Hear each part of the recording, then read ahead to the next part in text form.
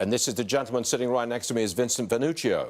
Now, you're referring to a totally different case, which we've not yet had a ruling from the Supreme Court. And that's all about whether or not someone can be forced to pay union dues in a government-run operation. Is that correct?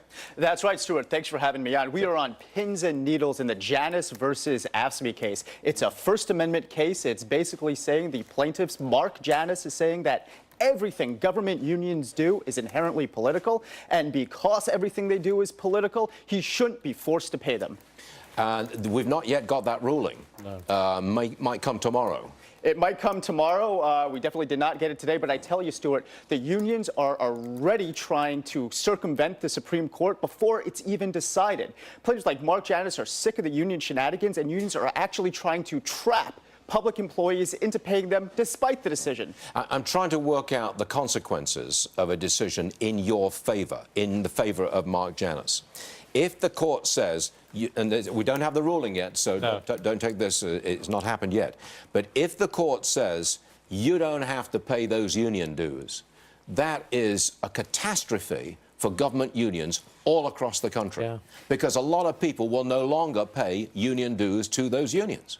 It's about 5 million, give or take, public employees across the country, and essentially in the 22 states where unions can actually get workers fired for not paying them.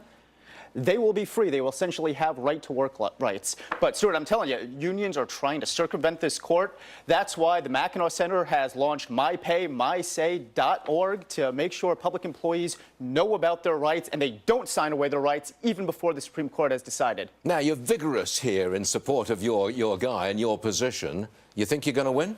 Well, Stuart, it's easy to be vigorous in support of the First Amendment and free speech of public employees across the country. Like I said, you know, the unions think that the Supreme Court is going to decide for free speech and for public employees across the country. Most followers of the Supreme Court think that they are going to rule for Mark Janus and for the attorneys at National Right to Work and Liberty Justice Center.